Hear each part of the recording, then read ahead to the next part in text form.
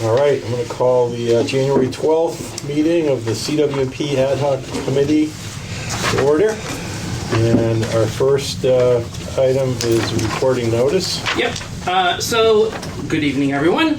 This meeting is being recorded and will be broadcast on the Town of Barnstable's Government Access Channel in accordance with Massachusetts General Laws, Chapter 30A, Section 20. The chair must inquire whether anyone else is recording this meeting, and if so, to please make their presence known. Is anyone else recording this meeting? Lovely. Mr. Chair, there's no one else recording this meeting, pardon me. Thank you, Chris. Can you do the roll call, please? I certainly can. We need to zoom it. Say again? What's that? We need to zoom it. Zoom the roll call. No, because it is only Rob Steen on there. Okay. And Rob is not a voting member of the committee. So, Scott Horsley. I am here. Brian Hughes. Here. Tom Cambereri. Here. What, Rob? You're muted. Oh, shoot. Okay. That's why you want There we go. Now you can hear. That's not the only source of audio, so we should be good. Tom Cambereri, I think I already called for you. You did. Yeah, here twice. Okay. Councillor Clark. Here.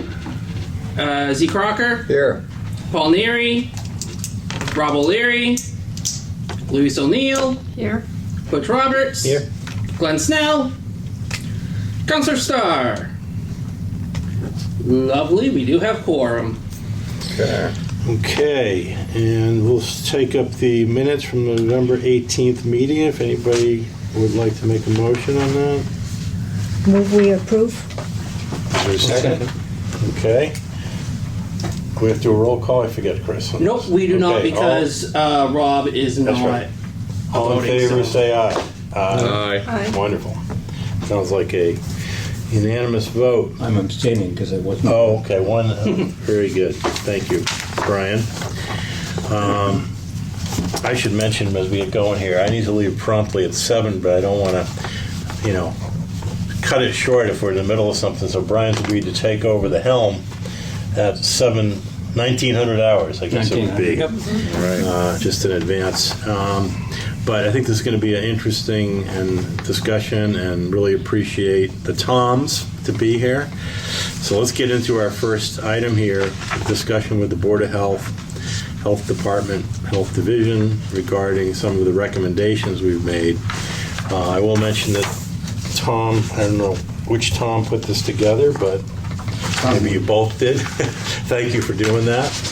Tom and I had a brief phone conversation, and he asked if we could try to reschedule a meeting to discuss this, because as I think the committee knows, one of our first recommendations is an action through Board of Health reg to try to start getting some what we're now calling NR, nitrogen reducing system conversions. But there's some concerns, so Tom, I guess I'll just ask you to just maybe walk us through this if you're willing to do that. And I know that Amber has prepared some scenario slides to look at various number of systems, but I kind of think hear from Tom first, if that's okay. Okay. If I miss anything. Tom, if you want to sit up here, you're welcome. Oh, yeah, Put you in the hot seat here.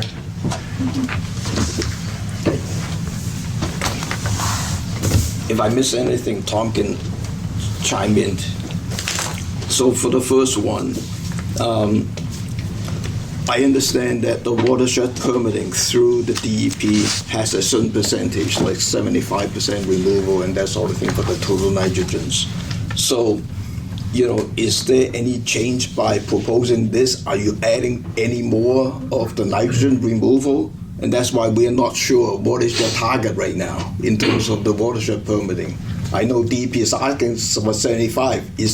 Is this committee want to go higher than that, to go more? I'm assuming you are, because based on what you're asking for the best available technology for nitrogen removal. But what is your target? What are you looking for? I don't know. Without having some discussion. And I'm going to suggest we can talk about these as we go through them, give responses. So I'll start on that one. And Rob Steen, still there you are, right? Yeah, he's just. So I know Rob has weighed in on this too, and I think one answer is that the MEP model is far from perfect. So we don't know exactly if we implement those. We might be, instead of 75, we might be somewhere between 60 and 90. There's some unknowns there. So I think that's one reason to have the, this as an additional item. And the other one, which I've been promoting, and I think others too, is timeliness. So we can see some responses sooner.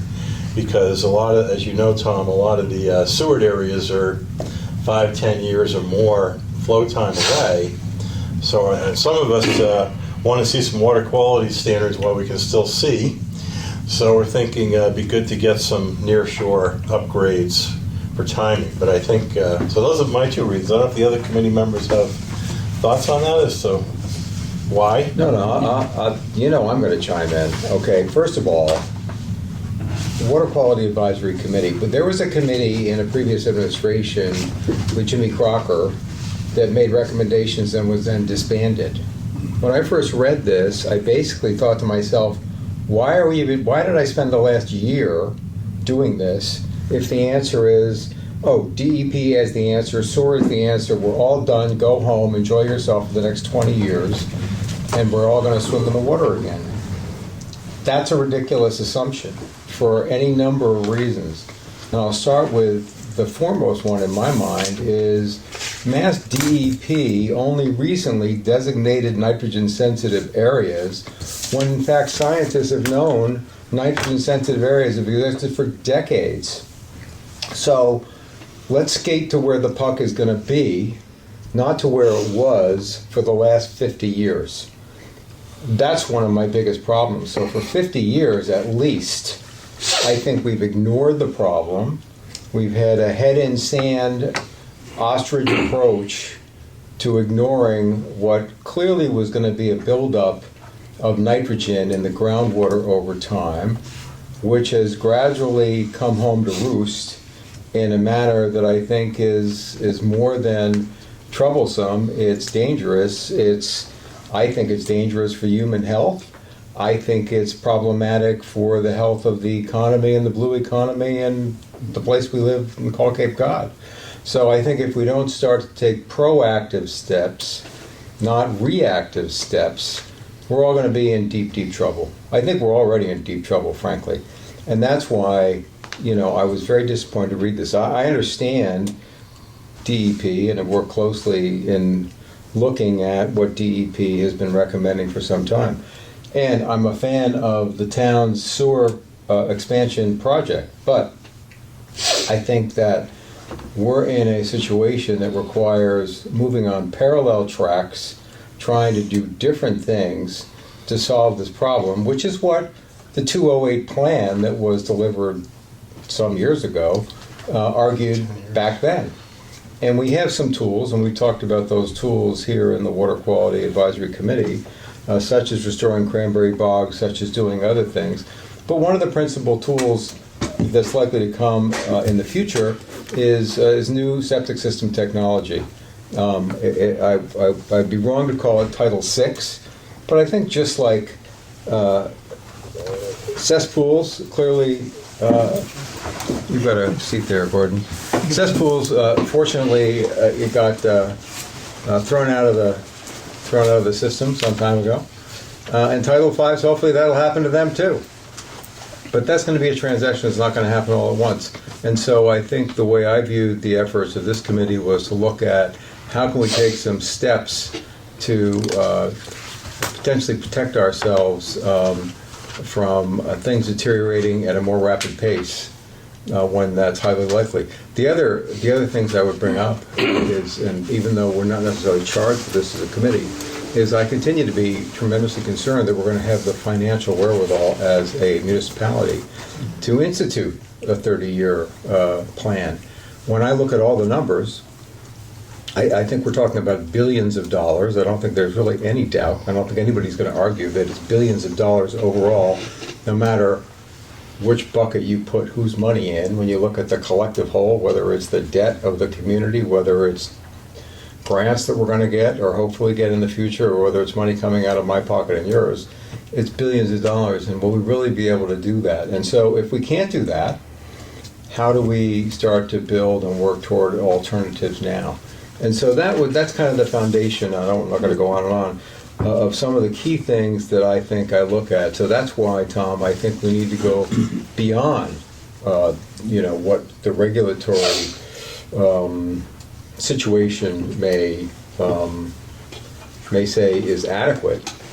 Adequate is not necessarily a solution. Adequate is just solving for what the regulators are saying is adequate at this point in time. So that's how I see it. But I'll let somebody else. Anybody else? Don't throw away the year of the hard work you're doing, or even the months adding up to the whole year, because number 3 addresses some of that too. And Tom Lee explained, he's been working with Amber on number 3 for more options. But, yeah. There's a couple of things I just want to bring up. Yeah. One, Yeah. as far as I understand it, under the watershed permitting, if they approve it, there is a monitoring component of it Yes. to keep track of how much nitrogen you are removing. And then at a certain time, you can make adjustment, if I understand That's right. correctly, Yep. that can improve the nitrogen removal. So that part is important to know. The second part, in your response, I understand, your purpose of that, but then from the Board of Health standpoint, maybe this is only me, is like, we have to think about the money burden to the local residents that we're asking them to install the nitrogen, the best available technology for that. That is not cheap. Right now, you're probably looking at 50 grand a piece. So then, who is going to help them? Because right now, as far as I know, or I remember, outside when the DEP come up with this permitting, there was no discussion that that the town is asking the resident to do additional improvement in terms of the septic system. So that is another messaging change that we have to communicate with the town if we're moving forward with this. That's my thinking. Well, cheap is relative. So even if it's $50,000, and I tell you that the numbers are easily between $150,000 and $200,000 per parcel for sewer, and I'll talk all day long about how I get to those numbers, but they're very simple to get to, then it's really a third of the cost of sewer that we're talking about. So on a relative basis, on a community basis, I would say, actually, potentially, this is a lower cost solution. If you incorporate the ability to get the state grant, which is out there, which is another $18,000 for most people. That's not a even grant, get though. it, excuse me? That's not a grant. That's a credit. Tax credit. Tax credit. Tax credit. That's not a grant. It's a tax credit. Excuse my misnomer. It's a tax credit. Anybody who lives in this town, chances are, is going to have an opportunity to take advantage of that. It's about 60% of the community, as far as I can tell, earns above $92,000 a year, making them able to take advantage of this. And I would argue that it's actually, for the people we're talking about here in the green areas that are close to the water, and my guess is it's probably 90 or 95+% of those people that can easily take advantage of that, because we're talking about people who live on the water. If they live on the water, last I checked, they're paying taxes, and the tax bill is extraordinary as it is. So if you can do that, you can probably pay for this thing. There's also a bill to make that whole tax refundable. I'd love to see us be able to do that. Yeah, Yeah. they could get us put it in. We should. But anyway, I don't. Let's not parse through each one of these things. But Well, the other thought, these are all, it's good question to ask. I think hopefully you're hearing some good answers. The other one I would add on the economic side is the Phase 3 area is probably the most expensive sewering area because of the density and pump stations and Distance stuff. I that think way. that's my understanding. So if that's the case, this might be a more cost-effective way to resolve that, and by getting some experience with this sooner rather than later, the town might be able to make a decision on how much more to do as a Phase 3 alternative. But I think we need to get the town probably needs experience in dealing with these systems and to prove them out. And one way to do it is to start with a regulation. Again, Amber has the numbers. We're not talking about huge numbers on an annual basis, but I think it would be a good start. It would be give the town the experience. I think there are some financing options. We actually had Mark Millen here before, and there was SRF money available. It isn't now, but it might come back. I had a call with Gary Moran a few weeks ago at DEP. He's looking into this because they want to provide some financing for on-site systems again. But again, the tax credit I think is one possibility. So those are kind of 3 or 4 reasons why I think it might be. Oh, the other thing I wanted to mention is you're tying this to the watershed permit. The watershed permit is based on the CWMP, the plan. Right. And the plan includes, let's look at alternatives along the way, right? And better alternatives to potentially substitute things. And that's what this is.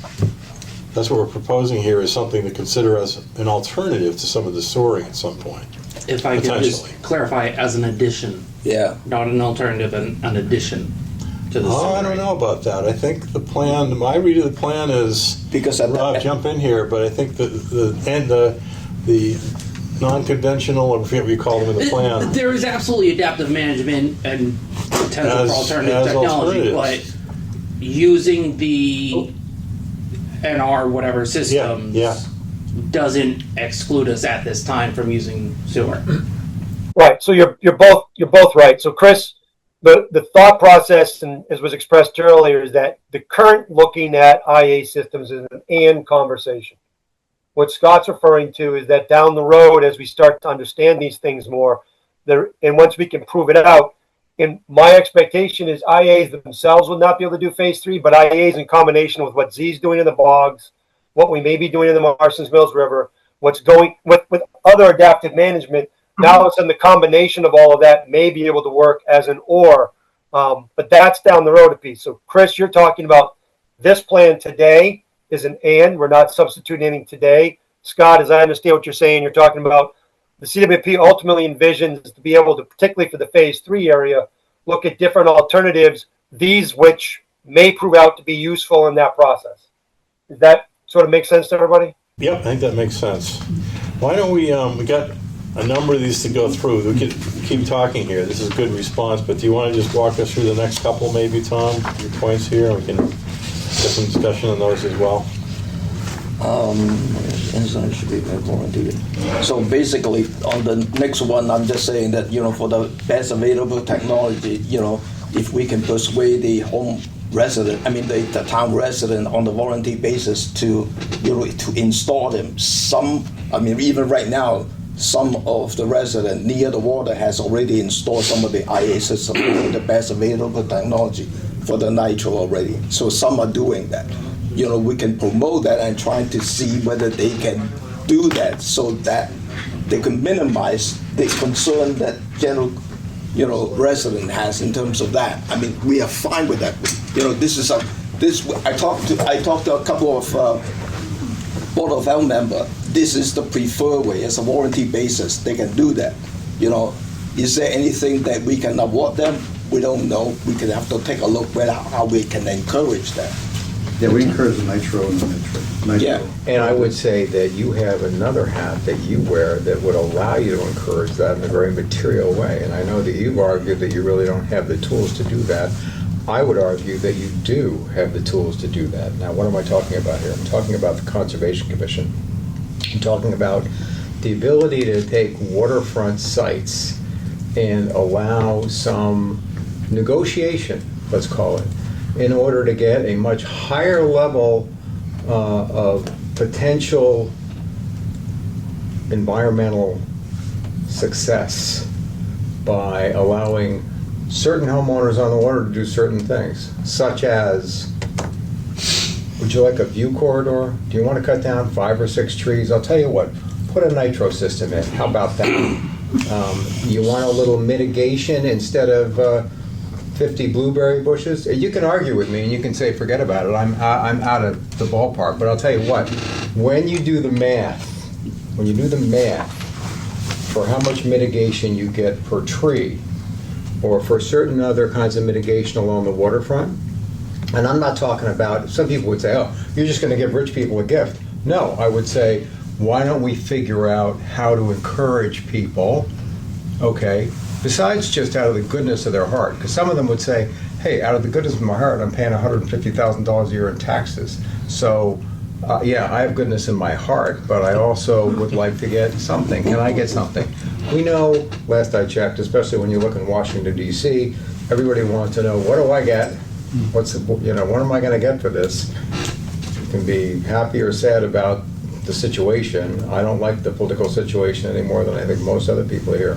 However, I do not mind the idea of figuring out how to do that. Now, we've seen other communities do that, Tom, and so I do think there are tools. Now, one of the ones we have talked about was the ability for accessory dwelling units. Tom talked about the need to change more than just one regulation if we start to look at what Rob has argued, which is load rather than flow. So there are a number of different tools, in my view, in the toolbox. And then Gordon brings up another one, which I'd love to see the municipality look at, which is, as I understand it, a state legislative question, which is, could the town use our tax roll as a way to encourage people? So could we give, you're right, not a grant, but a credit? I've talked about this in my newsletters about different mechanisms potentially to do that, to encourage people. So I'm all over encouraging people to do it. I think that's tremendously important. But what I get frustrated about is not doing anything, frankly, or And maybe it's a and. Maybe we need a regulation in some instances, and we can debate what that is. But then, in addition to that, I think Z makes some good point. The other conservation wetland reg I think I'm aware of is it a 4-to-1 mitigation. If you're within a certain buffer, you have to, again, so weighing plantings of native vegetation, that's good.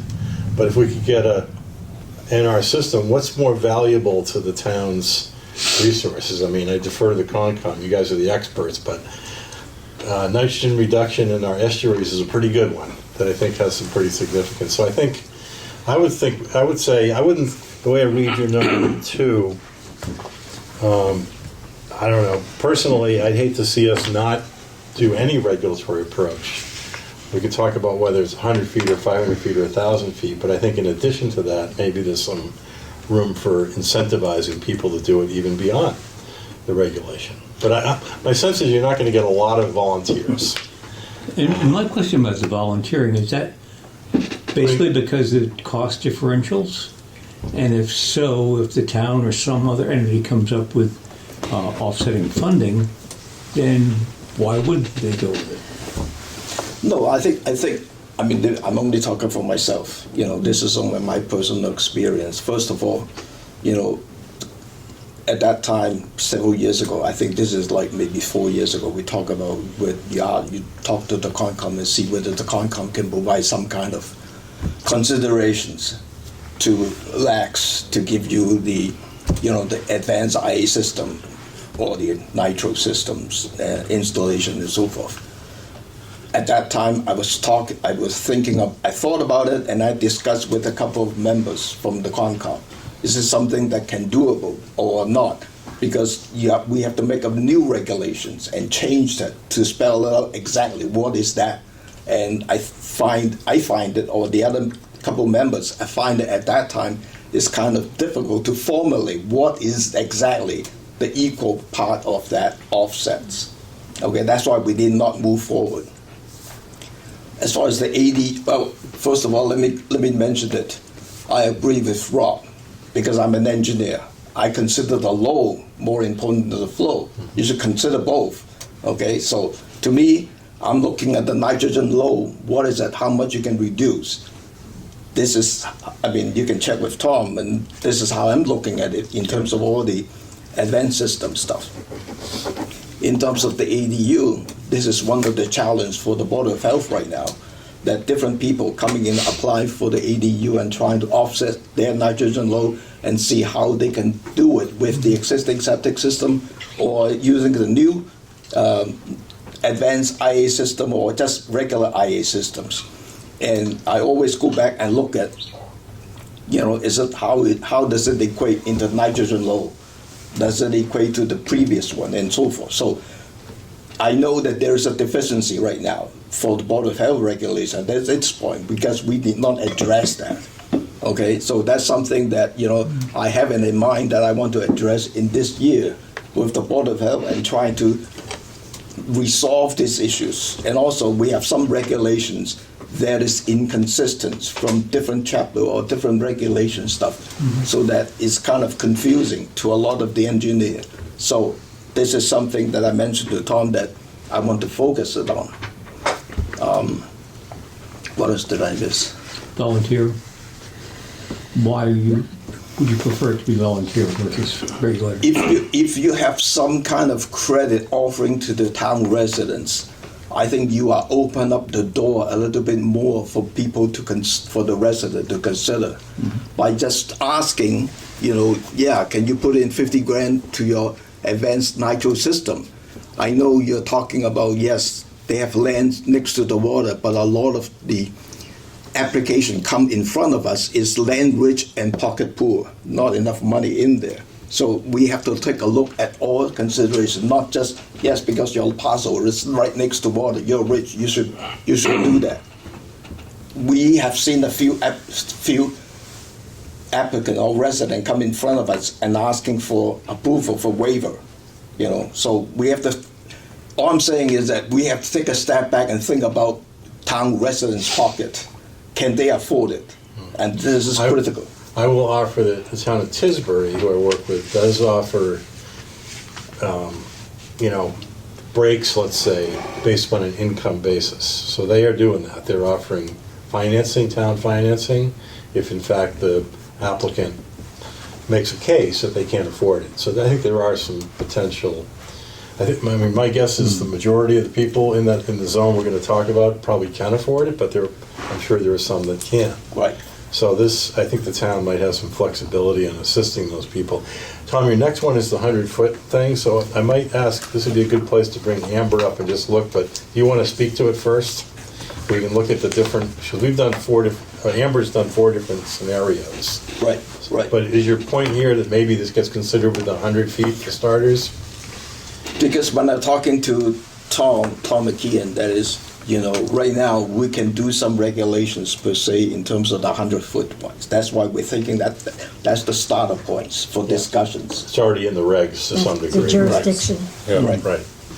And Tom wants to possibly expand that to 3 or 5. Right. That's why I talked to Amber. Yeah. Okay. Amber, do you want to give us a quick summary of what you've done? Because I think it might help at this point to... Thank you for the hard work for Amber to do all this additional figure. Yeah. All right. So this is just basically a base map of the town. We have, for those who haven't seen it before, the darkest areas over in the Lewis Bay represent existing sewered parcels in the town. The medium gray is everything that's included in phase 1 and phase 2. I will note on all the figures that we'll see today, we adjusted a little bit to include some more parcels in phase 2. They were originally part of one of the stages. They essentially stretch from a northern portion of Santuit Newtown Road down Main Street in Katuitt. So those are now part of phase 2 and wouldn't be subject to this regulation or any of the regulations we're discussing today. The lighter gray is all phase 3, and we just got rid of stages, assuming that everything else is implemented as part of phase 3 on the timeline scale. Tom Lee had requested some adjustments from the original ad hoc committee figure. The summary of those adjustments is 1, waters draining to the nitrogen sensitive areas would not be included, with the exception of the Marston's Mills River. So you still see some parcels along the Marston's Mills River are highlighted if they're within the setback. This setback represents a 100-foot setback from any of the estuaries or the Marston's Mills River. Yeah, but just to be clear, the 100 feet is from which water line and to it, so that if any of the parcel is in, then it's colored, the whole parcel? Correct. If any, which water, what's the water? The water line is determined based on where the nearest property line ends to the estuary. So for instance, like if you go to the top of Shoestring Bay and you're looking at the property lines, there's a point where you're no longer part of the waters of Shoestring Bay or Pompanesett Bay, and it becomes just private parcels along the Santuit Newtown River. Okay. So we stopped the setback at those lines and went 100 feet north. So there are 3 parcels as part of the 100-foot setback in that area that would be included in the regulation. The yellow area here represents the Osterville I think, Main Street Commercial District. Board of Health had some considerations for you guys That's under there. number 6 in your. Yeah. So that's the summary of the changes. And there's about 1,100 parcels total. So in this setback is a total of 1,140 parcels, but only 410 of those are subject to the regulation. Would be subject to Because they're implementing the phase nitrogen 2, phase reducement. 1. Correct. So you've got some parcels are in phase 1 and phase 2, some parcels Oh, I see. can never be 410, developed. Right. Right, so the 410 represents all of the parcels in green that would be subject to the regulation. We've So- also sorted them out by estuary. So just again, to be clear, the difference is phase 1, phase 2 area taken out. That's it? That's the only difference? And anything that's not developable, so Yeah, the pink okay, stuff. okay. All right, so that's the 100 feet. Do you want to take us through the next one? Yeah, so if you go to version 3, everything I just described applies here, except for the setback is using 350 feet from the water's edge. That was based on, I think, groundwater travel time. 1 year travel time. About 1 roughly. year of travel time. So the total number of parcels would be 698 would be subject to the regulations in this instance. Okay. And then if you go to version 2, this is primarily just sticks with everything the ad hoc had already recommended in the previous figures that you've seen. But Scott, you had called and requested to do a 500-foot setback and show what that represented. We also included the change of the parcels that were added to phase 2. Okay, so this would total 1,222 parcels would be affected. One exception here is that for Grand Island, so I forgot to mention it on the other ones, Grand Island is only held to the setbacks. So some parcels on Grand Island would not be affected by this. And then version 1 is the original 1,000-foot setback figure. All of Grand Island and Little Island would be subject to the regulations. The only change is what parcels were added to phase 2. And the total? Oh, and that total is, so we have totals here, that'd be 2,075 parcels. Would it be possible to scroll through them quickly so we can graphically see areas grow? Chris? Yeah.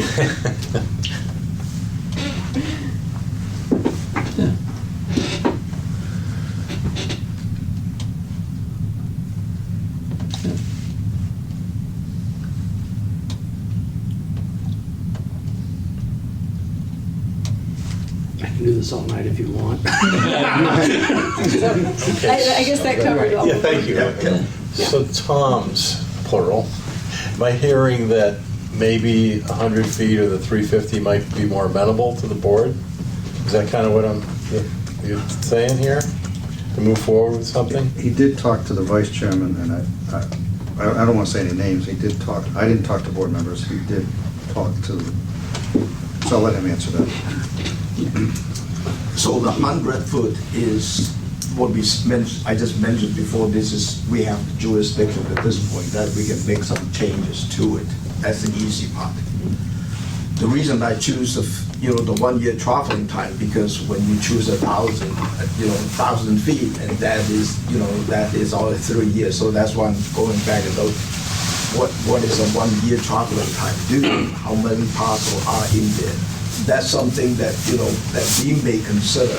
I talked to one member only. Okay. And, the feeling is positive in the sense of discussions wise. But I have not talked to the other members as far as what are we looking at and how how we want to approach this. Because depending on what we discuss here, I have to reach out to the board member to see what is the overall feeling and their desire in terms of how we can move forward with these regulations. Okay.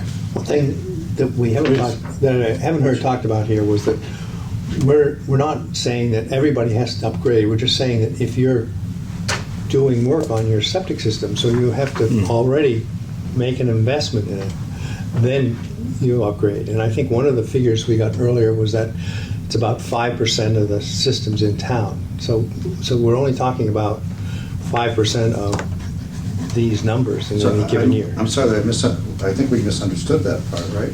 We thought it was blanket, 1,000 feet around. Everybody upgrade?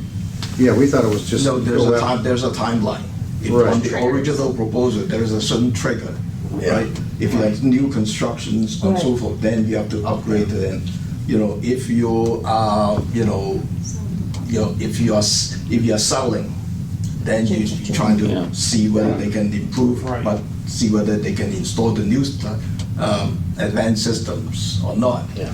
But that, I kind of disagree in the sense like, depending on what the septic inspection is, if the system's not failing, why are we asking for that? I know your answer is like, oh, because you're gonna make some money, so you might as well improve it, but I'm not buying that kind of argument, but that's me. And then the other one is when the septic system fails, then that's the time to change it, but I think there's a limit of 10 years or something like that, if I remember right. I think we did put a 10-year There is either you grace period. replace it based on the triggers, or I believe it's 20 years in the recommendation. Say if you haven't replaced it by 20, you have to replace it. And those triggers are obviously negotiable. You guys would have to discuss that and see what makes sense. Right. But again, that was partially modeled after Tisbury because that's what they have in place. And what they found there is people are a little bit more understanding because they're putting an addition on, they're buying a new house, as opposed to knocking on their door and saying, hey, we want you to upgrade your system. You're not doing anything. You're not selling your house. Your system works fine, but that's harder. And what they're finding over there is people are saying, okay, we get it, we'll do it, it's working. So people seem to understand that, it's a good time to. So good point. We're not asking for all this to be upgraded at once. This is over. No, thank you. No, I do remember the third trigger that he was talking about. That's what, Initial discussions, I think, may have pointed that way, but we've pulled back since then. I think All right, the let's math keep would be going about here. 5% a year. Yeah. Yeah, based on the first round when we came to the Right. meeting, that was the Right. number for you. Yeah, when you look at The the numbers in most of these are pretty small. Anyway, go Of course, ahead. if you're in that 5%, you still. Tom, your next point, number 4, is talking about scientific basis for this, right? And we talked about this, and you even, 1 year time of travel is based on 350 feet. I think that's the scientific basis. And as I said before, my view is sooner is better. Yeah. We have a sick patient here. The estuaries are in dire condition. They need medical help. Sooner is better than later. No, but That's this the is rationale. But this is a question from Yeah. one of the board members. Yes. Specifically. Right. Mentioned that, if we want to consider, we should have some scientific backup information to justify that decisions. That's what. Yeah. Yeah, we could do that. So I mean that's, and the numbers are the numbers that Amber's presenting here. So I think that's the science that we have, and hopefully that's adequate. I mean, there is a lot of data showing, time to travel, showing that the mitigation through our sandy soils is pretty de minimis, not really very meaningful. The data that I've seen that Falmouth has been generating, that they've gotten from different sources, including the Chesapeake Bay and elsewhere. I mean, there is a lot of scientific data to show what's going on. I think there are a lot of good reasons to look at this.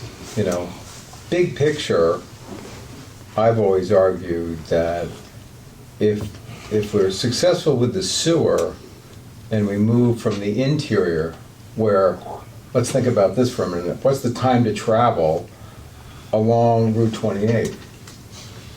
30, 50, more years? 10 to 20 maybe? Decades, right? It's a long time. Yeah. So we know we're not going to capture that groundwater that's going to be impactful for when most of us are probably dead. Which is another reason why if we work from the water back over time, so not incorporating everything all at once, but getting a start. So that's the way I think about it. Let's get a start on where we think is most important. It's like a pincer maneuver. Gradually, you'll squeeze out, and we'll have clean water again someday, which would be unbelievable. So Tom, if what you're asking is, do you have a scientific reason for 100 feet versus 350 versus 500 versus 1,000 as it relates to nitrogen? And Amber's there, she can speak to it. We looked. There really doesn't seem to be anything other than the farther back you go, the more systems you get out, thus the more nitrogen you get out of the system. But there's nothing magic about 500 feet versus 350 versus 1,000 other than you get more systems. Right. Right. So what's wrong with that? Right. I mean, it's just a decision that you make. It's a policy decision to enhance and expedite treatment, and to get the nitrogen out of the groundwater that's going to impact the abatement, and as soon as possible, just get it out. So 1,000. When I look at Chris going back and forth on those things, I'm leaning towards 1,000 all the time, because that's the greater amount of nitrogen to get out. It's like you say, it's an addition, but those are areas that are out, phase 3 out that way, and the plan is predicated upon a variety of different things. Finding your wastewater disposal site capacity. I know you've got an idea about that, but it is quite an expensive idea to do that. And so, if we can start, employing some alternative technology and doing it aggressively, I don't think 1,000 feet is very aggressive at all. But if we can start doing that, then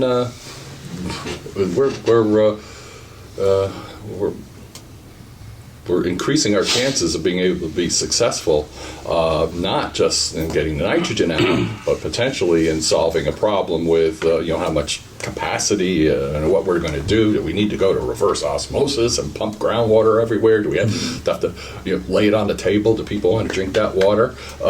It's the whole thing is really all involved. Tom, one other thought on the cost is where there's an upgrade required for, let's say, an addition or a system failure, that homeowner is going to be spending money just to comply with Title V. So the nitrogen component here is the marginal cost. It's not the 50 grand, it's probably half of that in those cases, because those people are going to be putting in a new leach field and maybe a new house. They're going to put in a new septic tank and a leach field without this regulation. With the regulation, they add the nitro. So the marginal cost is about 25 grand, not 50. No, I think it's more than 25. I 30. think it's probably Call it close to 30. 35 to 40 grand. And by the way, Nitro is offering a discount to municipalities who do this, a 20% discount. So That's significant. things are getting a little bit better. And of course, when we consider, all right, we're going to do 1 year, fine. So the people within 1 year travel time, all the water comes out clean. Then what happens the next year? Oh, the people who are 2 years away are now filtering down in. And we haven't done anything about that. So we get 1 year's grace period. Do you want, how many years grace period do you want? But the other thing, so the further landward you're going with, then becomes a land-rich pocket pool again. That same scenario is increasing. So, If I may. I'm asking the scientists to know, would a 2-year time of travel be 700 feet and a 3-year time of travel be Yeah. 3,000? Yeah. Okay. About If I that, may. yeah. Chris? Goes up about 350 feet a year, Yeah. A something couple like of that, things. roughly. Yeah. I would think Yeah. that waterfront property owners would want to make that investment to preserve their property value, because they're the ones that are most primarily affected. As I've heard concerns from the business community that the degradation of our waters, as soon as it starts affecting the property values, that we're in trouble in a big way. So I would think that they are the primary beneficiaries.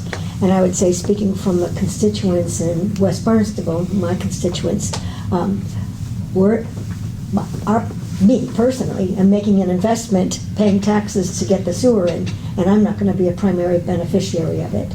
And we're not getting the sewer coming by our property. So when my septic system breaks, I'll be paying for that myself. Whereas there are programs now to help waterfront property owners to mitigate some of this added pressure, but they will be the primary beneficiaries, from my point of view. Right, but it's a loan, it's not a grant, so you still have to pay Understand. back over time. Sure, but there Yeah, are several yeah, the programs Aqua trying to come Yeah. through at the same Aquafund, time. sorry.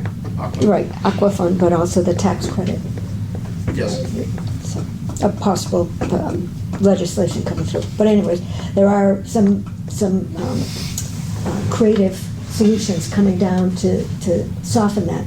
But I would say that's thanks to all taxpayers to benefit one property owner, that they will be the primary beneficiaries, and it'll increase their property value. Tom, I'm just looking ahead. I think we've talked about a number of these other items, but if you want to, do you want to bring up any other ones specifically, like 6 through 11? I think we covered some of them.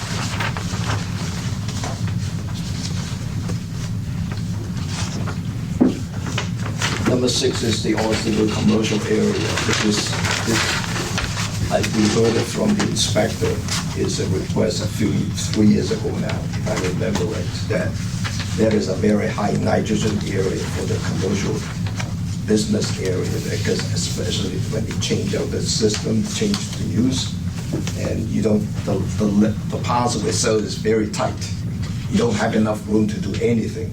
Oh, I see. And so it's very difficult, and that's why we kind of pinpoint that area is, you know, can we sewer that? If not sewer, this should be a best IA system or best available technology systems, because if you can do it with the nitrogen load, you can save up some of the usage and reducing that.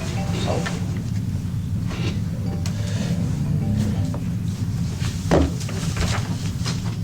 Well, hopefully sewer Osterville, I think that's the answer, but if you're gonna do some cluster system or something like that, you could probably do it underneath some of the public fields I that are think right it's available currently there. in phase 1 and 2. That's what I thought it was, Yeah. yeah. But I think that comment came from one of the board members, that she wanted you to look at concentrated commercial areas that have a lot of nitrogen going in and no treatment. And that's an example, Main Street, Ossville. I'm sure Windmill Plaza in Cassuth's another example. Yeah, it's totally an example. And maybe we should be looking at Windmill Plaza and some other areas. Because, well, actually, that is one of the board member mentioned that the inspector for the Austin area mentioned it. I remember that conversations 3 years ago. You mentioned what? The inspector mentioned that the high nitrogen in the commercial area is an Yeah. issue. No, that area's a mess, there's no doubt about it. Yeah. Windmill Plaza is the one in Centerville? Is that right? No, continue, when you into it. Oh, that one, okay. I don't go there. And that's phase. But that has a treatment plant, right? No, it's across the street, that's the problem. It's on Route 20. Yes. Oh, that, the other side. Oh, okay. Yeah, that doesn't have a treatment So, plant. just, I'm Barry Scheingold, I'm just Go ahead. sitting in on this, but I'm the town, new Just town so- council, precinct 12 of Morrison's Mills. So I had a question whether if you're, say, in a butter of a lake or a pond, and you're a nitrogen source, but you may also be for a phosphorus source affecting the lake or pond, then if you're triggered under this proposal, is there any obligation to, if there's an IA to do something that would control for phosphorus as well as nitrogen? We drafted a separate recommendation on ponds, so that would be really separate, I think, from this initiative. Right. But it could certainly be something the board could consider at a future date. The issue, there's many more systems that are further along in the permitting for nitrogen, as you know, than phosphorus. Phosphorus, there really isn't a lot out there yet, but we're hoping there will be. So one of the things that I heard from some people, they're concerned about having to make an investment to deal with an IA system, to deal with the nitrogen problem. But then, 5 years, 7 years later, there develops a technology to deal with phosphorus, potentially having to make a second investment. And I know that's, it's not near term, it's something that's out there. But, and I think it's something that needs to, we need to give some thought to it. Okay, thank you. But as far as I understand it, when we talk about this regulation, is for the coastal water, Yes. not for the freshwater I pond. think that's right. Because for the freshwater pond, there's no, I know there's one, IA technology removing the nitrogen and phosphorus, but it's not general use. Right. And it's very difficult to have one combined system to remove both. Yeah, I'm aware of that, and well, except maybe. Except for wastewater plant. A cluster system. Yeah. Yeah. Okay. Well, Tom, let me throw this out there. I think I'll try to speak for most of the committee members here. We've put a lot of time into this. No, I know you put a lot of time. And this is our number one recommendation. We looked at everything that we think in terms of timing, and this is one that looks like we think is ready for prime time, at least somehow. So can we talk about, I understand there's other board members, but frankly, I think if we can get you two gentlemen behind this and to recommend it to the Board of Health, that's all we can ask for. So can we talk about, how close are we? What the 350-foot regulation with the triggers, not everything all at once, but, new homes, additions, is this something you guys can get behind? I'm wondering. Chris is going to save you. I'm wondering if it would be helpful to make a presentation before the Board of Health. Well, we're going to have to do that, but I just want to, this is what they call a straw poll, trying to take your temperature here. Because if you guys are like, no, this is a no-go, then, what are we doing here? We spend a lot of time, and we really believe that. We appreciate the suggestion of 1,000 feet. That's from Tom's explanation, that the more feet, the better. The more years you get. No question. Yeah. But and I think, did someone say Mashpee already passed this as well? 1,000 feet. Did you say Mashpee passed that? I'm not sure. Mashpee has 1,000 feet on the buffer zone stuff under the conservations. Actually, under the Board of Health, but their requirement for the IA system is very lax. Yeah. So there's not the one that sledgehammer that they would approve. Now they just changed their mind, they're not approving that. But so there is not really a good grip on the IA system that they can approve. By the way, I hate to keep using Tisbury as an example, but they're not using 100 feet, 350, or 1,000. They're doing the whole watershed. Anything in the watershed 2 miles away requires an upgrade. And I got to say that, the committee, to me, I looked at the committee as trying to move the town, frankly, from the bleeding edge to the leading edge. And because we're on the bleeding edge, and we've been there a long time. And so one of the things I would ask both your Toms is, what's the downside of adopting the stronger regulation? I understand the downside of certain people, it may cost them more money. Outside of that, what is the downside? The downside, in my mind, is de minimis. And I would argue that the financial risk of the individuals is actually a burden that we're collectively taking on. Thank you very much. That's what I'm. So we're saving whoever $10,000, but really we're allowing a long tail of pollution that we collectively have to clean up somehow. It doesn't just go away. We're cleaning it up, all of us. So and this is the problem with the bigger issue anyway, right? And I hear this all the time. I'm an older person, my wife and I don't generate very much. Why should we have to contribute? And the trouble is there's thousands of you and there's thousands of us, so we all have to figure out how to do it. And I would also argue that one of the things that we've always talked about with some of these nitro systems, which that one's able to accommodate and others will too, is if you look at how often house transfers happen, it's pretty much every 7 years. So I always say for 7 years in the town of Barnstable, it's an older couple, and then for 7 years, it's a family of 5, and then in certain neighborhoods, for 7 years, it's 13 house painters. So we gotta take steps to accommodate that change which is why sewer is so important, but it's also why IA technology is also really important to adopt and learn about, understanding that it's not perfect, but everybody's heard me say, let's not let perfect be the enemy of good, right? And I've said before, you know, when penicillin came along, people didn't say, I'll wait for the next one. Okay, they said, I think I'll use that one, thank you very much. And so we have something to treat. Really, as Scott said, sick patient. We've got a sick patient. You don't have to look hard or look far to go see how sick the patient is. And so, I mean, we're committed to work on other things like phosphorus because Butch knows how sick the ponds are. You know, it's not just the estuaries that we're talking about here. We had a sick patient, so I encourage you guys to take risk and take risk in a good way and say, how are we going to start to fix the problem? So that's my soapbox. And my guess is if we can get your support proposing something to the board, if we can get town council in agreement with our recommendation, which I'm optimistic we can do, and it's a couple of them here, but I think we will, and then we go present to them, I'm optimistic we're going to get the board to agree, but probably not if you guys oppose it. Well, they listen to you the most. I don't think we're opposed. I don't think we're opposing. We are not opposing it. The thing though we have to think about is the overall package, how you're going to present to the residents in terms of whether there's a financing available for them to offset some of the costs.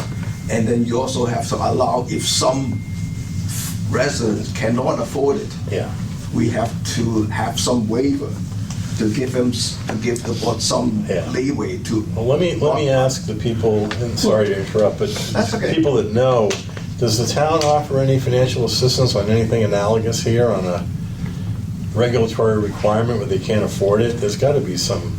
There's a county loan program. That's the program. There's the county loan program, the Aqua Fund. Okay. Again, you have to be mandated. And that's fine. That's salary related. It's a loan Income, to help right. finance your sewer It's a loan, connection it's a loan. from the sewer asset. Because there's three costs when you connect to sewer. There's the assessment, which most people know as a betterment.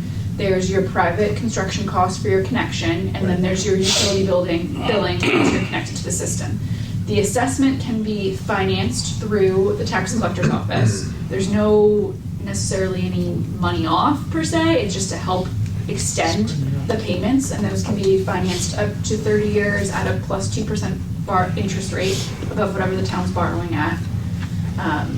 So that's the assessment. The private construction can be financed through the Aqua Fund at 0 or 2%, up to 4% for condominium communities.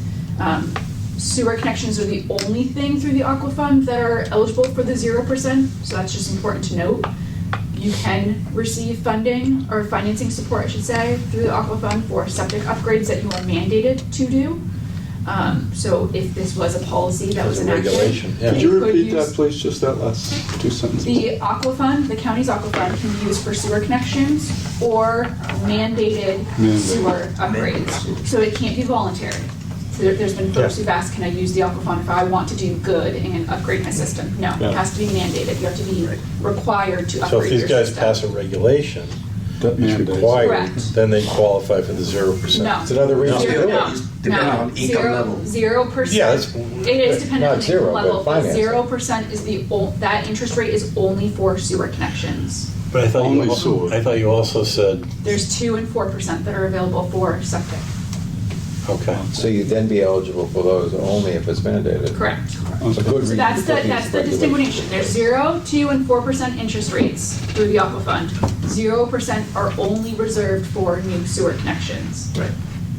Now, With respect to the Aqua Fund, is that financially stable and able Yes. to handle, this kind of? I mean, I can't speak if for there them. were more demand, for example. Yeah, I certainly can't speak for them, but we DPW work with a loan officer or program manager there at the Aqua Fund. We touch base with them on a quarterly, if not more frequent basis. Right. We fill out a survey every year. They want to know how many new connections are we anticipating. Obviously, if there was a policy that was passed regarding septic upgrades, then we would communicate to them how many parcels are eligible, so that they're aware, but they are very well capitalized. Okay. We had a rejection of a woman couldn't get one about a month ago because of some poor credit. Do you recall that one? I don't work for them. I mean, Yeah. it's the county. They so do, it's not automatic. I just No.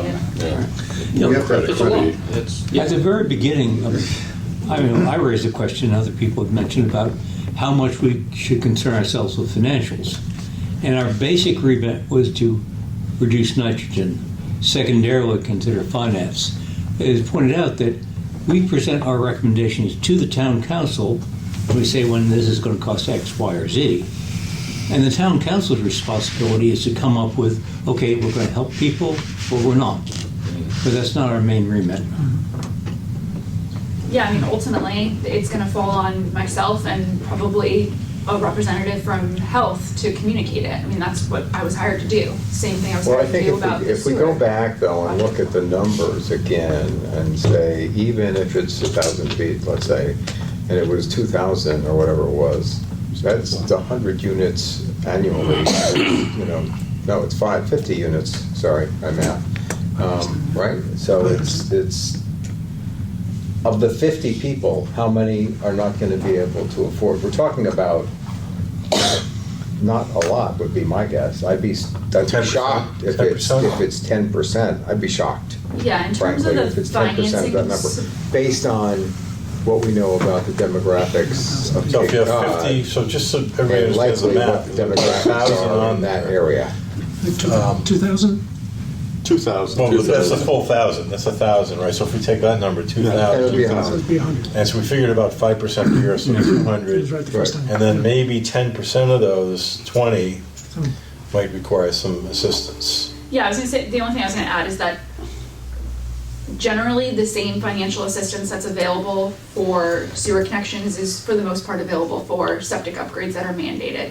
Granted, there's no sewer assessment, you know, there's no equivalent to that for the septic upgrade, but the aqua fund, the state tax credit, those are available to folks if it's a mandated, it's a policy that they're adhering to. I mean, I It see. ultimately comes down to the education and the outreach. I mean, people, I mean, you guys can speak to this more than I can even, but people go before the board all the time that can't We see afford a the lot sewer of people assessment and that can't afford to connections, come so before the board. you're gonna have the same problem with, So, I mean, I think, Tom, to your question, I think there are answers to, there's financing available, there's a tax credit, there's the, and then you still have the opportunity to offer a waiver under the manifest injustice part of Title V, right? You Or can extension. make a waiver in a worst case. So it seems like we got some answers here to the financial question. I think the financial question has to be removed from the Board of Health. I don't think they should be looking at people's financials or listening to their stories. But I think what I'm hearing is the other. They do all the time. I want to hear your story. What I'm hearing is Tom saying that the other board members are concerned about passing the reg and putting too much financial burden on people. Yeah. Right. Well, then it goes to the I mean, town every council. department that touches these projects, Right. that's what we, either it's us that hear it at the sewer connection meetings or just the calls and the FaceTime we have with folks, it's the Board of Health, it's the tax collector's office, and we all, any department that touches the CWMP hears the same thing, so we're not gonna be able to solve everyone's problems ultimately. You know, but interestingly, we also have unique experience that we had in Erin, right?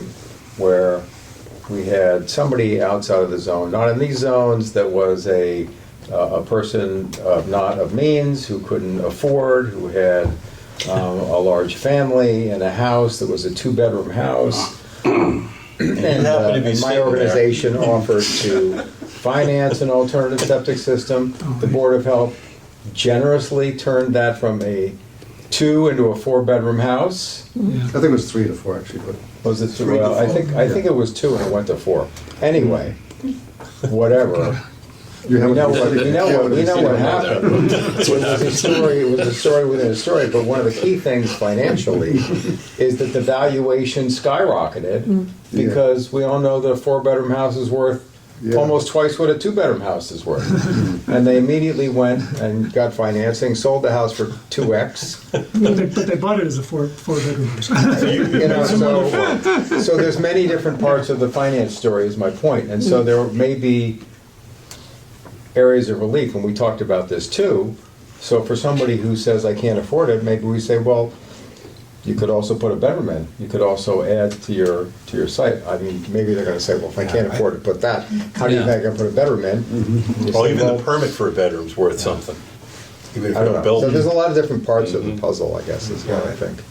Yes. I recall something in condominium law, that if people don't agree to or put money into making a necessary investment for the common good for condominium, they can be forced to sell their unit.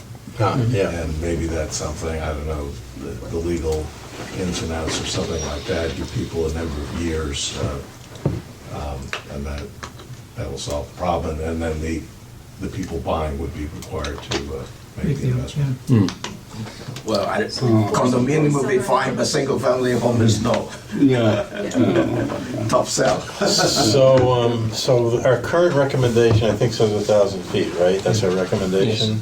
Yep. Yes, it's up on the board right now. I want to ask everybody on the committee and these guys, do we want to change that somehow to, in the spirit of getting this thing through? So I'm in favor of getting something done after this long time we put in. But I don't know. What do people think about that?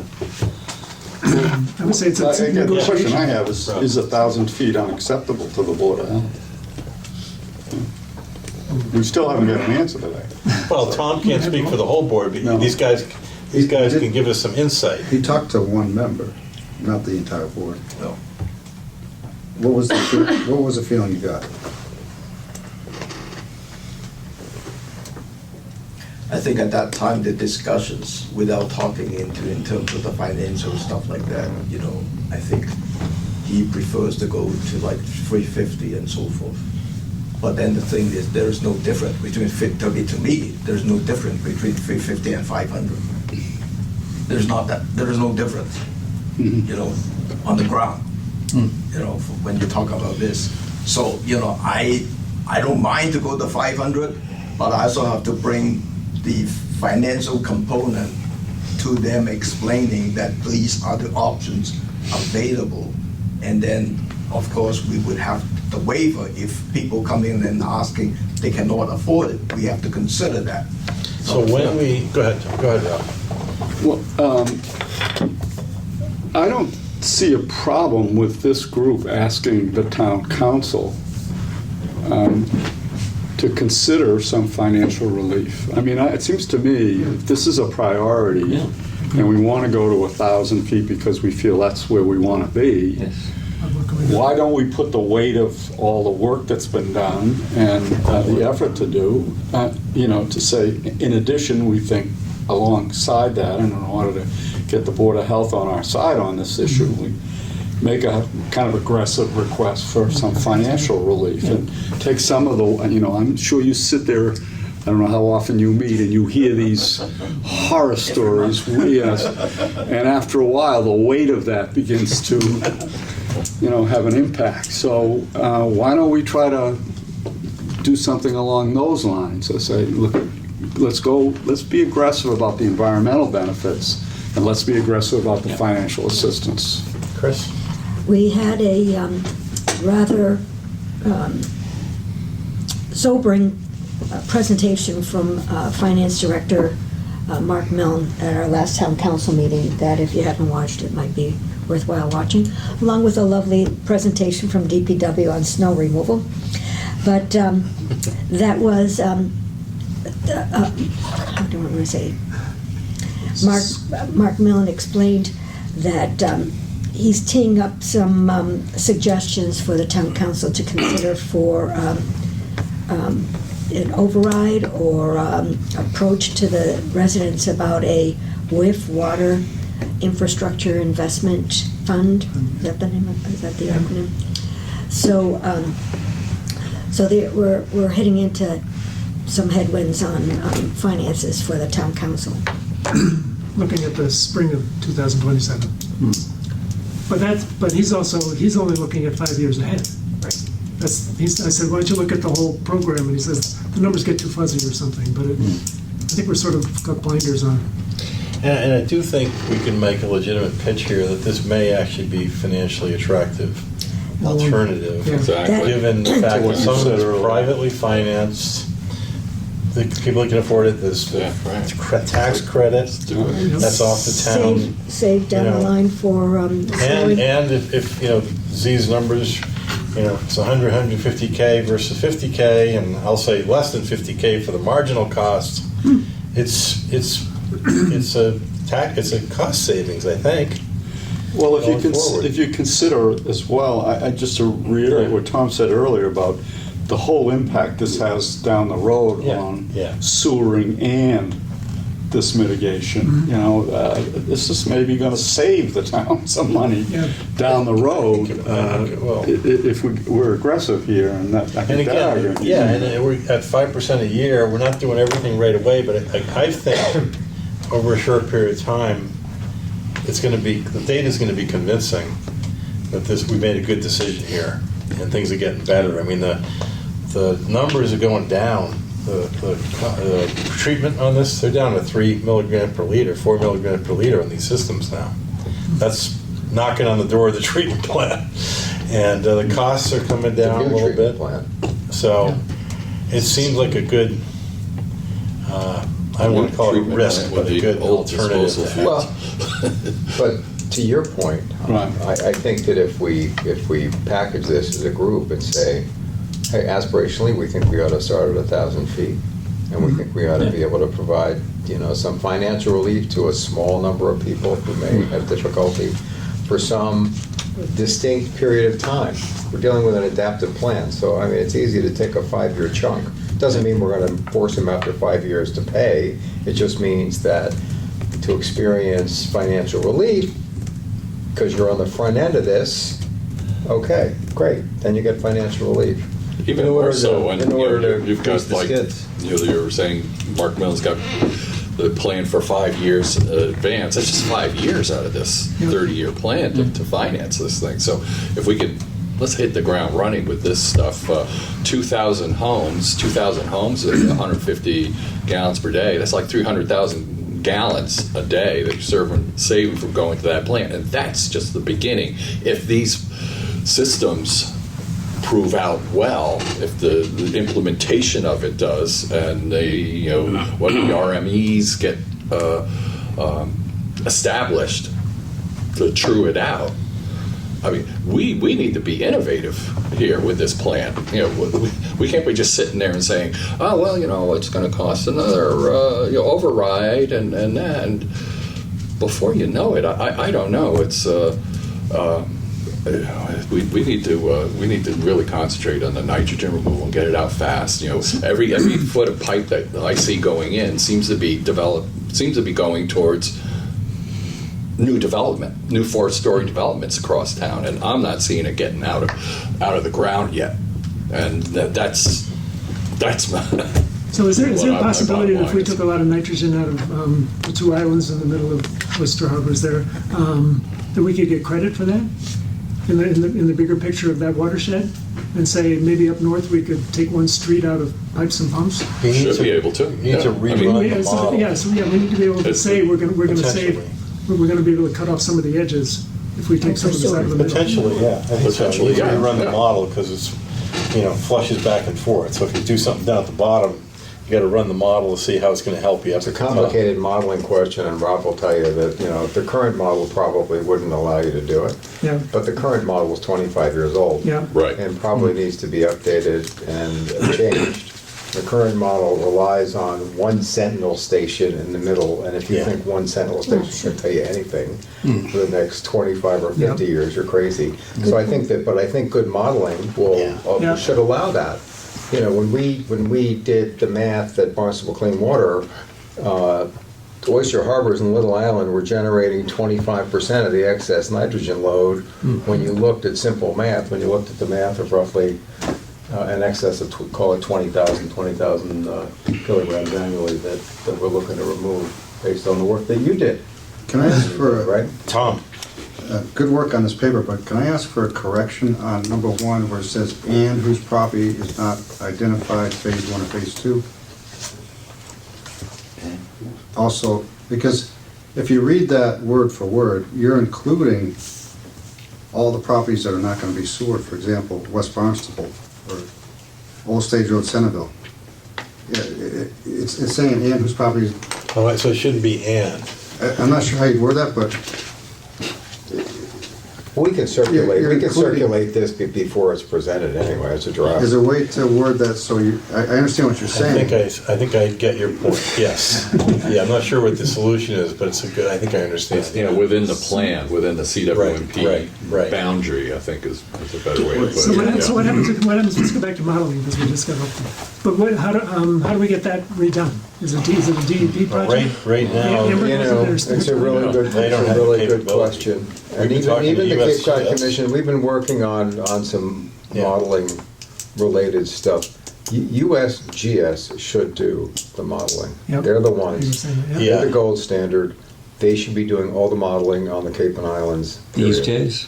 US Geological Survey. so what's going on? I think that collectively, listen, that's probably another ask of That's a good point. this municipality to talk to other municipalities like Falmouth and across the Cape and say, It's a can we regional one. start It's a to- regional issue. The Should be Cape done Cod Commission has regionally. been talking to them about this already. Yeah, So it's not like it's a secret, yeah. and it definitely needs to happen. You know, Brian House is gone, the model has really, Ed Eichner is still around, but he's not doing that much.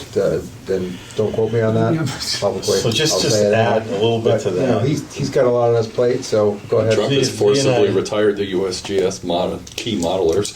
So, there's still some left. There's still some good guys Lee left. and I had some interesting discussions with the USGS a little while back, and there would be some significant advantages to updating the MEP model. As he said, SMAS, Amber, you probably know more, but with Brian not there, I don't know if they really have the capability to do a lot more model runs on a short-term basis. But setting that aside, the other advantage of the USGS model, which they're running on Long Island right now, includes the time of travel stuff. Whereas this one doesn't. The MEP model is static. It's like, it assumes that all the load is there, which it's not. What's it for? Okay, that's one of the, it's a great model. That we're in steady state of the load. Right, right. Like by the time they did the assessment, the load was being received. So the We talked USGS, about the slug of nitrogen coming from much further up Cape. Like so we sat through and talked to the guys down in USGS, and we actually got DEP on the next call. And DEP is a little concerned because if this kind of goes public, that, hey, there's a better model, all the towns might say, okay, time out, let's hold it on a sewer plant. So they're concerned about that, understandably. But for Barnstable, if we want to get to some of these questions, what I think we're saying is there might be another tool out there that could be pretty powerful, and we could even pilot it, potentially. So that might be another ask to the council, possibly. I think it is an ask. What's your timeline to go to council? Because we're just talking about the timeline for the Board of Health. December, last December. Last I'm kidding. We have, unfortunately, at our February meeting, we have a big tobacco workshop with all the tobacco retailers in town. So Tom Lee was thinking the March Board of Health meeting for a workshop. Well, that might be good, because I think what March I've been is thinking good. here is the We need to get schedule. there, Schedule sooner would be, rather we than wrap later. up, which we might be able to do maybe next month. Yeah. We send our report to town council, we go present it to them, maybe in February, Sure. and then hopefully get them behind us, and then we go with the town council vote to the Board of Health in March. That might be, that's what I'm kind of thinking So our here. meeting will be March 24th at March 3 o'clock- 24th? At 3 o'clock at Town Hall. Right. That's the Board of Health meeting? Yeah, televised live. Okay. That sounds good to me. Now, let me ask the two council members here. Three. Three, excuse me. Terry, come on, here. Not asking for commitments, clearly, but what's your sense of what town council's reaction is going to be to the ask of, here's our presentation, technical reasons, and can you come up with some financial help for constrained citizens?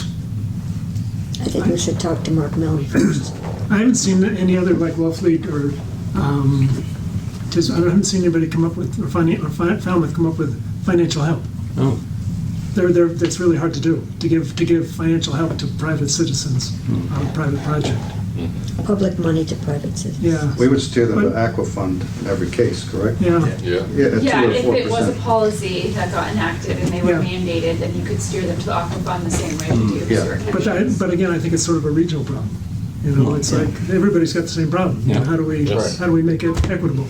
And the other Is the, regional, is the Aquafund, that's been a long time, so is that state law or county? It's run by the county. Yeah, it's run by the county. Some of the but- money comes from the From state. Yeah, state- some of the money state- comes from the state state. law, So the point I'm making is, is there a possibility of maybe making that a bit more generous in a situation like this? I mean, if it's well-funded, I can't well-financed. I just communicate that it's available. All right. may- But what I'm saying is, is it worth an effort to just sort of approach them and say, Like that would be a. this has been around for a long time. It's been, I mean, I was there when we created it. Yeah. So it was called something else, but I wonder how is it locked up in a state law, or is it I know there was a state local kind of combination, right, Tom? Yeah, it Help was a me state here. law that came out, and then they started the talking county- about it. yeah, The county and the county jumped on and was able to. Yeah. Otherwise, it would have been administered by the towns. Right, and So I think that Kate captured most of took it the in. money that came out that comes out of that annually, correct? Yeah. It was a. So I wonder if there's a way of making that a bit more generous. That's all I'm saying. Yeah, I don't want to speak for town No. council or for the county. But if the town asked, that would be. Yeah. That's what I'm going. That's where I'm heading in my head. My we could- suggestion was going to be, if that's a serious consideration or the financial aspect is of concern, perhaps you have someone from the Aquafund join out the presentation to the county, to the council. We could start a They have, subcommittee to they look have into this. I could be wrong, but I believe the Aquafund has briefed council previously. Is what? I believe that the Aquafund, members of the Aquafund, maybe not, maybe they I haven't. don't remember. But that may be something where, Reasonably. I mean, everyone I've worked with at the Aquafund has been extremely helpful and Yeah. willing to be part of public presentations, so that, Kelly, can you come with me on March 24th to the Board of Health? And can you be at the town council? Yeah. I think I'll probably will Have to be. Kelly, one question that might come up is the adequacy of the fund going forward, and I don't know whether they depend on any federal money, or I think it's all state, It's all but state. again, that's why I think it may be, I think it may be Yeah, a benefit to have state. someone from the Aquafund yeah, so part of that when we conversation. had the stretch code and that came up, and the mass save, the providing subsidies came up as to how secure that money was going forward, and the source of that. So Yeah. anyway, that would be Yeah, I mean, that's, interesting, as a communicator, my recommendation would be to have someone from the county either present or participate in building the presentation if you feel that finances are gonna be something that's asked about. It's still 20 years, correct? Usually 20 years, 20 yes. years. So 20 year. 50,000 divided by 20 years is what? 2%. Anybody good at That's math? not a big number. $100 a month? What is that? It's less than that. it's 2% above what the town borrows, isn't it? No. No, that's the assessment. It's a lot less than my cable bill. Say that.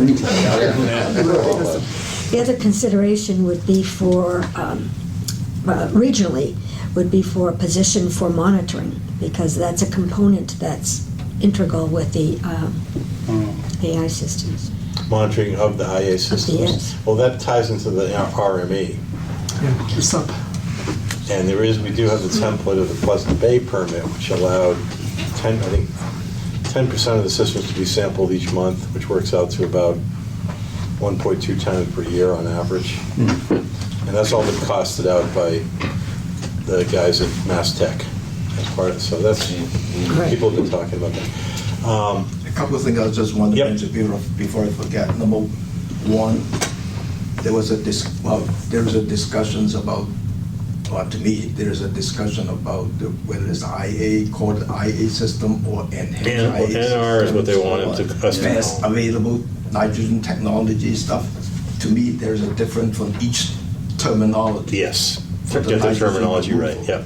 So the one that I prefer is the best available one. So Right. that it's talking about the concentration of less than 10 milligrams per liter. Plus it matches Title V terminology. I think that's a good focus. We should match the terminology. Sounds good. Yeah.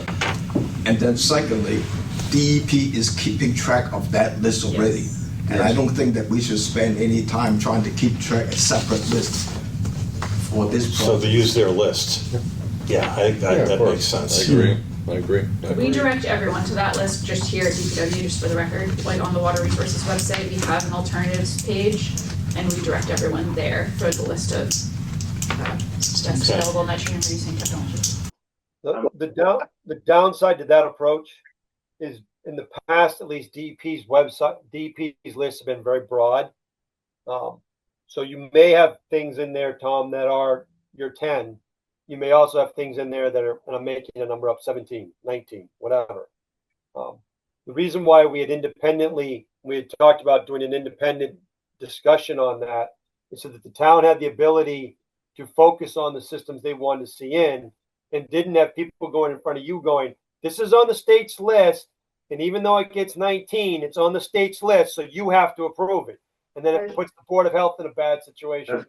Yeah, but for that level, it's still called the IA system. It's not the best available for the nitrogen removal. No, there are- as far as there I are- know, that is less than 10 milligrams per liter. Yeah, could for that refer to the class. mass tech I think list. there's systems on the Barnt list that are 19 milligrams. I thought there was Is that what only you're 3. saying, Rob? I thought there was only 3 technology right now. You have to look. Huh, Rob? Yes, that's what I was saying, is that the reason for doing it internally is that you can start with that list and then say, okay, we want to adopt it if we want. Check it. Or you can say, we want to shave these 3 off, and it's just these 3. They did have some on there that Open were 19. conversation. Otherwise, they're going to come at you. But not the best with available whatever as far as I easiest know thing. last time I checked. Should double check, is there? Okay. Because there's We only, have- there's they only have- like 3 It's allowed two or They three. only have 2 under general use. Yeah, Nitrex and Nitro, and Yeah, you right there. have This is a off performance mass.gov. level. And that's it. Pick a performance level. That's consistent with that. Say 10. Well, I'm sensing some consensus to stick with our recommendation Yes. at Yeah. 1,000 Those are feet. Is that? Those are 19, Yeah. And I'm sensing that the Toms are gonna do their best to help us out. To continue to talk to us and negotiate with us. There Yeah. are more under the provisional, yeah, just scroll down, Chris. That helps. So I will Nitrex is on there. work on some edits, get that back to everybody. Hopefully we can finalize things at the February meeting. Nitro. What will be the purpose of that meeting? Well, Good thing to find. Go ahead, Rob. I had one question. You had talked about the order of meetings briefly a few minutes ago, and then the conversation shifted, and I didn't get a chance to get in. Yep. You had talked about you going to the town council and then to the Board of Health. Yes. And in my little mind, that seems backwards. That I would think you'd want to go to town council as the final stop, and you'd want Board of Health to come with you to show that there's consensus among the sub-staffs before you went to the, for lack of a better term, executive staff for a final decision. I wonder, it just feels, I mean, I think that puts Tom in an awkward position. If you show up at Board of Health to brief them and say, it's already been approved by town council, guys, say what you want, but have a nice day. I mean, Well, wait a minute. So, Rob, my thinking is that I have a better shot with the town council than I have with the Board of Health, for starters. And secondly, the Board of Health does not have to listen to town council. They are independent. They do not have to take the recommendation of town council. I'm sure of that. We're a committee of the town council, so we report to the town council. I agree with Rob's proposal, though. I think it should come to the board Really? before you go to town Fine, let's council. do that first. But then we have to wait till March. You don't have anything Yeah, available. let's go to for- town council. We're an advisory committee to town council. No. That's who we report to. Oh, we are, yeah. Yes, This committee. we are, and so we you report. think it'd be better to This go is to our town? idea, and this is not an easy thing. We're making sausage here. It's messy. Good point. And we're even talking, negotiating. Who knows where we'll end up? I mean, I'm not sure, but this is.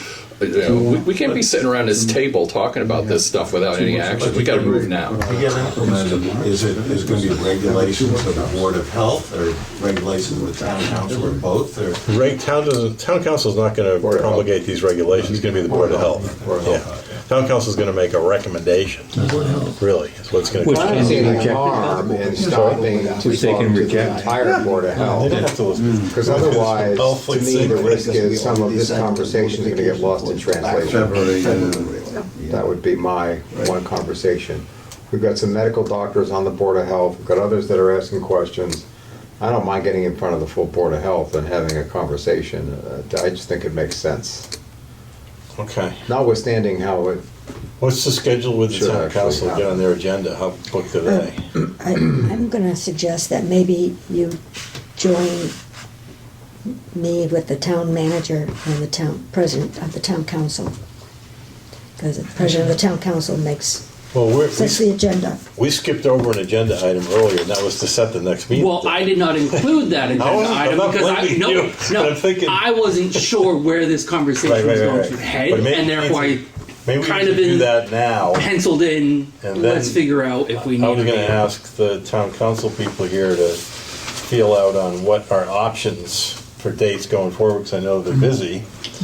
And then use that to, maybe, so we can make the decision at our next meeting, right? The details of this. I'm good either way, going to the Board of Health, town council first, I don't care.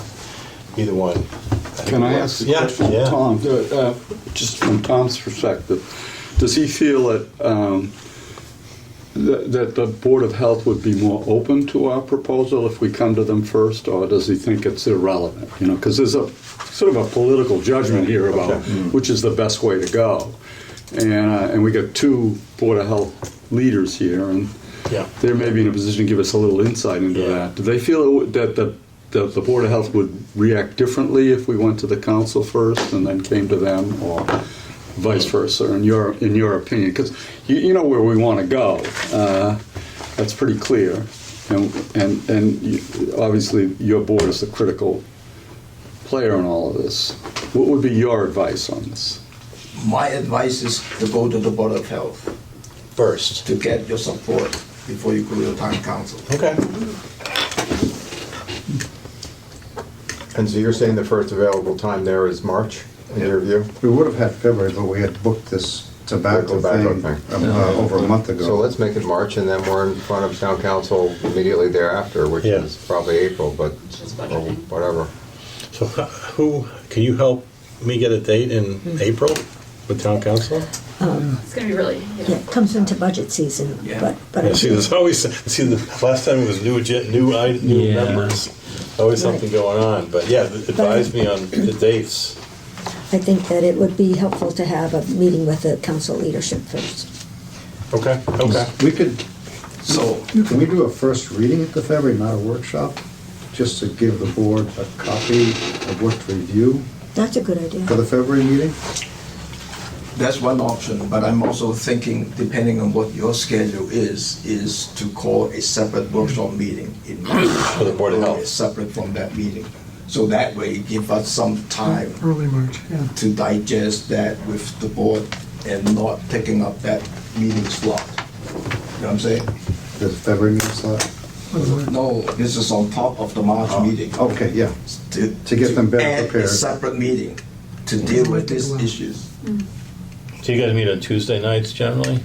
No, I can schedule anytime. Oh, okay, okay. You got all kinds of free time, Tom. Yeah, right. Tuesday, So I don't have you're time. thinking maybe meeting earlier in March then for the workshop? Right. I have to find out what is the good day for. Well, Tuesdays are good nights, I think, for me. What? Tuesdays are good. Tuesday is not Can't do good for me. It's Tuesday, I'm always at my He's got concert two board Conservation. How meetings. about Monday or Wednesday then? It Monday depends or on room Wednesday. availability as well. Yeah. I mean, I've got the room pulled up here, so. you know, he has to talk with his board members. Yeah. Put Right, him- yeah. You can't put him on the spot to pick a date right now. This is All right, also well, true. let's go back to our I know next where it's meeting. going. Like, Chris, leave him alone. let's figure out what's our, I mean, do you want to go a month out from that today? sounds about right, because then that should precede this. Right. We should have probably one more check-in, and I'll get I'll get this thing reworded a little bit before then. That'd be great. So we get our final language down.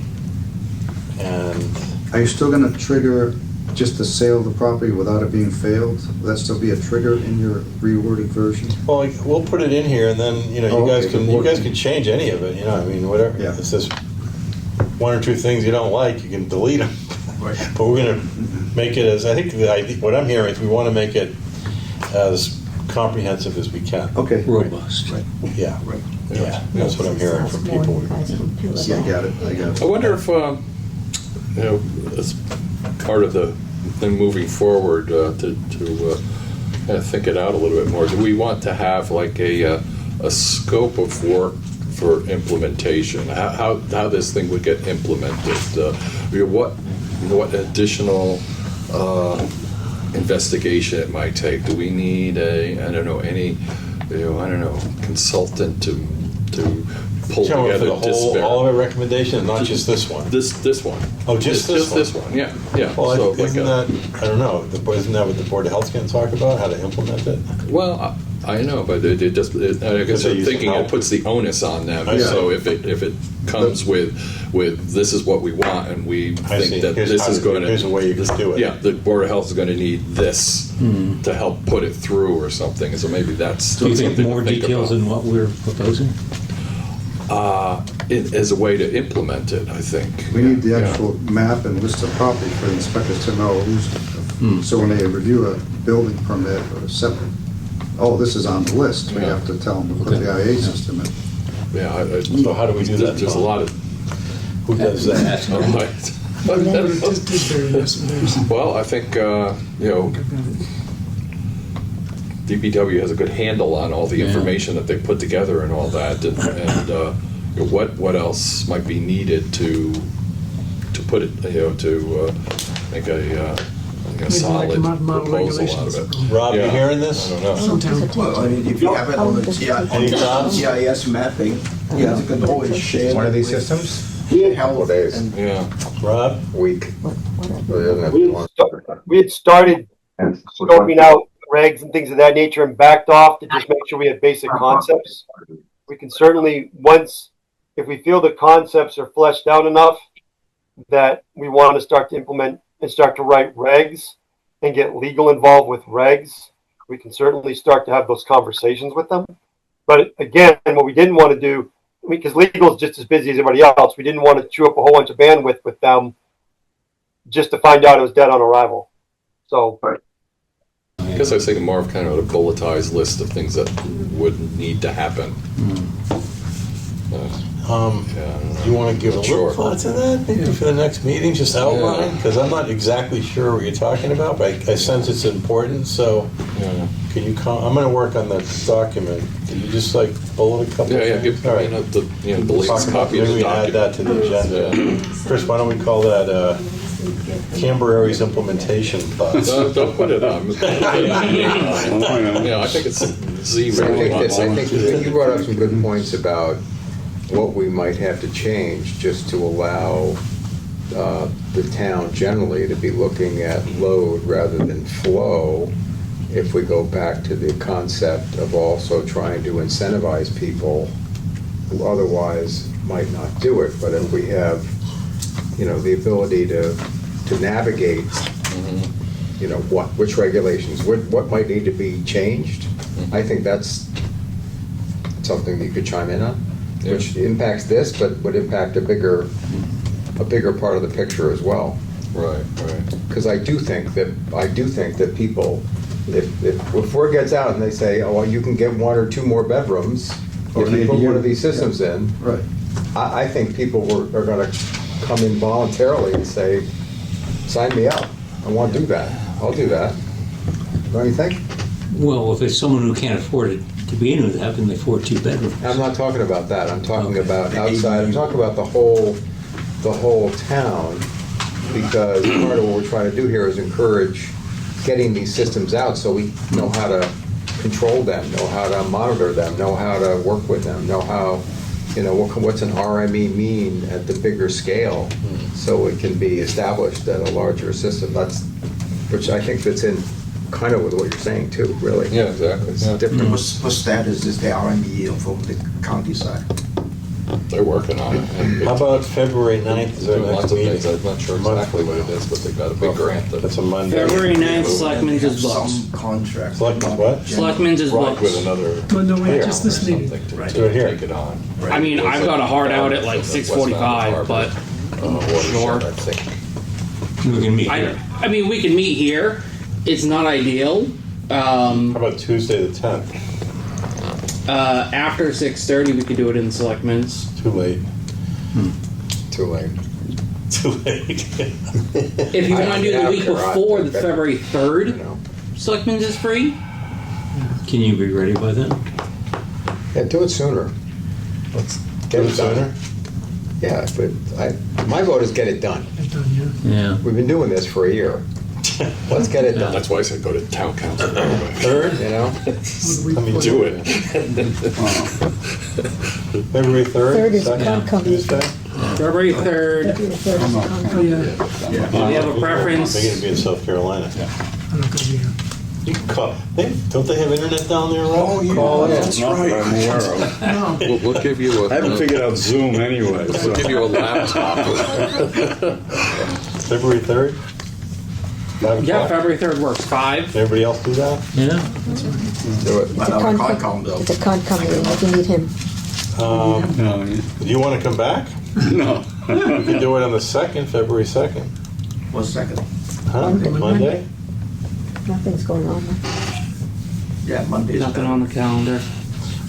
Actually, if you're willing to come back, it'd be great. February 2nd, nothing, This is our number one recommendation, so. there's no, bet. there's no conflict. Well, I mean, I just want to hear what's ongoing things, that whether there is any change or not, because the reason that, I came in once, and then there was a discussion in September that I Yeah, missed that. yeah, and yeah, yeah, so yeah. Suddenly, I lost the communication for like 2 months. Yeah. And then suddenly your proposal came out. Does the second, Monday the 2nd Monday work? the second. Everybody? You need to be here. Fine by me. All right, why don't we do the 2nd, then if you guys want to come back, Yeah. just to make sure we don't sneak any changes in. Town hall? This is the critical vote. This Selectmen's. is the critical vote. Yeah, it is, right? On the 2nd, it'll be in Selectmen's. Selectmen's, okay. 5 o'clock. All right. Okay. I think we made some good progress, and I Yeah. thank you guys so much for Yeah. coming in here and Well, thinking we're about not this. promising anything yet, but No, we'll no, try. no. No, I understand. I Appreciate that. understand. Oh, Yeah, you we signed appreciate something it. when you came in. And Amber, thank you for doing that extra Appreciate work. you coming in. Yes. We'll try, we're gonna try. Absolutely. Hope you don't mind me Right. pushing it further. We got to report. We have some tough. I know that, but I'm just saying. This is the real I've seen, I mean, we have tough. Get this done, will be. All right, any public comments? Kind of covered it. Let's see, that's it. Matt, adjournment, I'll look for a So motion moved. for adjournment. Second, all in favor, say aye. No, you have to have a vote, don't you? Don't you have to have a roll call? No, because Nice little house.